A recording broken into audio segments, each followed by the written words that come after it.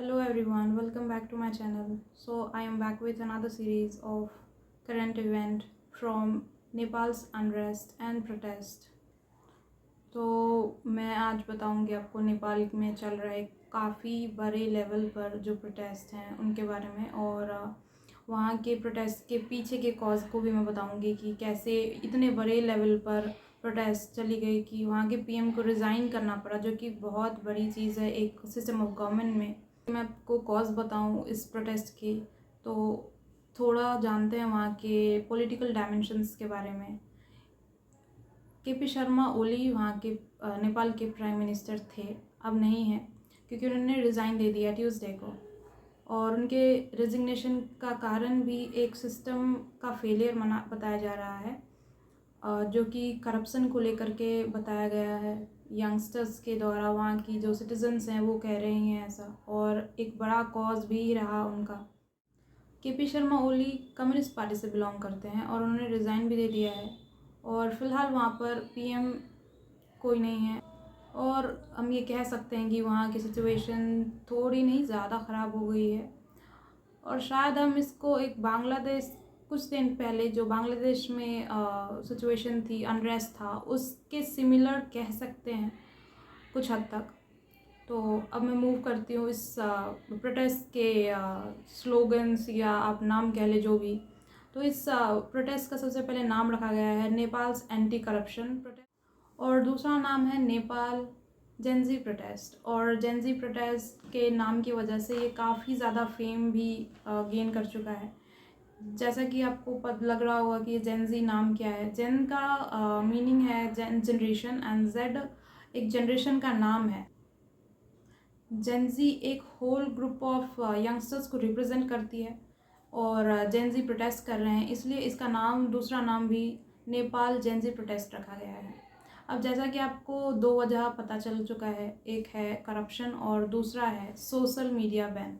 एक करप्शन का तो मेन मुद्दा था ही, और दूसरा वो एक कैटलिस्ट का काम कर दी सोशल मीडिया बैन। और सोशल मीडिया बैन से बहुत यंगस्टर्स काफ़ी ज़्यादा परेशान हुए, जो कि काफ़ी फेमस सोशल मीडिया साइट्स है जैसे कि एक्स या ट्विटर, व्हाट्सएप, मेटा के सारे प्लेटफॉर्म्स, जैसे इंस्टाग्राम और फेसबुक और यूट्यूब। इतनी बड़ी प्लेटफॉर्म्स जब बंद हुई तो वहाँ की जेंजी यंगस्टर्स को लगा कि ये तो उनके फ्रीडम ऑफ स्पीच का एक हनन माना जा रहा है, और उन्हें लगा कि ये उनके राइट के अगेंस्ट जा रहा है। एक ऑलरेडी कॉज जो था करप्शन के अगेंस्ट, वो तो चल ही रही थी। दूसरा सोशल मीडिया बैन की जो न्यूज़ थी, और ये सिर्फ न्यूज़ नहीं थी, इसको कंप्लीट बैन भी किया गया था 25 और 26 अराउंड सोशल मीडिया प्लेटफॉर्म से, जिनको बंद किया गया था। और जब ये हुआ तो उनके अनरेस्ट, उनके प्रोटेस्ट में बहुत ज़्यादा एक कह सकते हैं कि स्पाइक हुआ। सोशल मीडिया बैन जैसे ही हुई तो वहाँ के प्रोटेस्ट में ये एक कैटलिस्ट का काम किया, और ये देखते देखते इस लेवल तक चली गई कि वहाँ के सरकार को रिज़ाइन करना पड़ा, जो कि कहा जा रहा है अभी वहाँ के डेकेड्स या 2-4 दशक के बाद इतनी बड़ी प्रोटेस्ट देखने।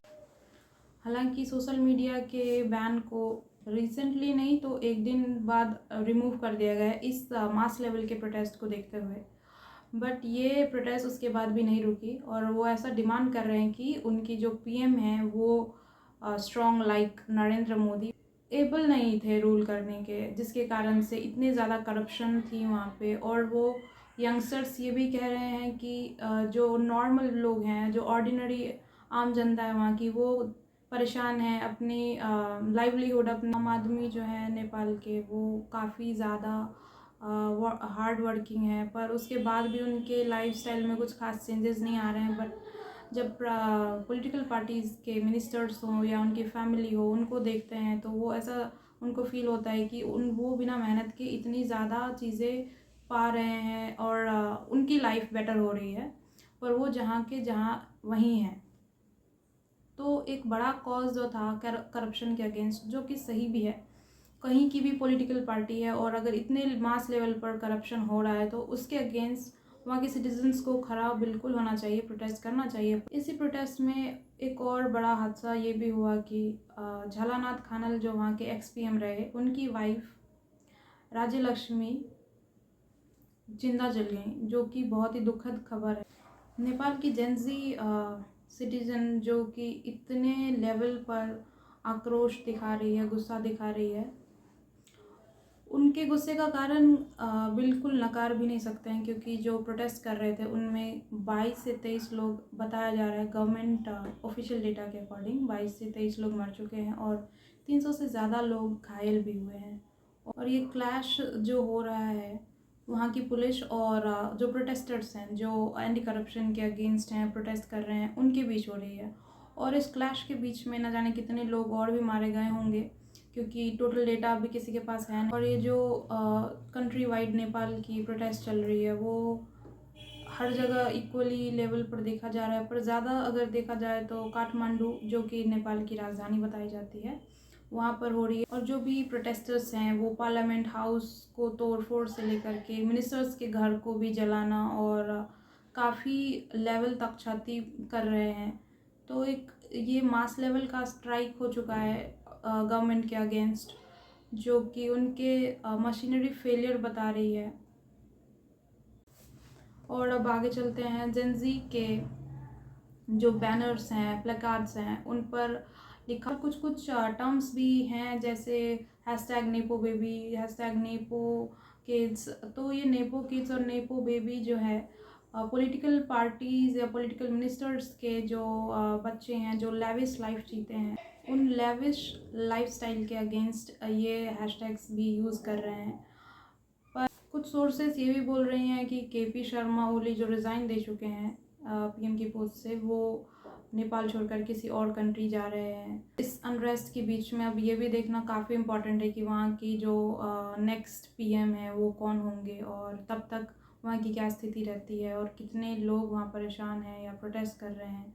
उनके बीच में क्या उनमें से कोई एक लीडर है जो इस चीज़ को लीड कर सकता है तरीके से, बिना इसको कोई और मोड़ दे हुए, जैसे लोगों की जाने जा रही हैं। तो वो इसी बीच नेपाल के army chief general Ashok Raj सिटगिल की तरफ से स्टेटमेंट आया है कि अगर ऐसी स्थिति बनी रही, अनरेस्ट बना रहा और प्रोटेस्टर्स पीछे नहीं हटते हैं, तो उनकी तरफ से जो भी कार्रवाई होगी, उनके सिक्योरिटी पर्सनल्स, जितनी भी स्पेशल टास्क फोर्स हैं, वो उतारे जाएंगे और फिर उनके तरीके से ये चीज़ें सही की जाएंगी और वहाँ की स्थिति बेहतर की जाएगी अनटिल वहाँ के इलेक्शंस तक। क्योंकि पीएम तो अभी है नहीं, तो पीएम को इलेक्ट करने में वक्त लगेगा, और ये प्रोटेस्ट इस लेवल पर अगर चलती रहें तो वहाँ की स्थिति काफ़ी बुरी हो जाएगी। तो अब देखते हैं नेक्स्ट वहाँ की पॉलिटिकल डायमेंशंस क्या क्या चीज़ें बदलती हैं।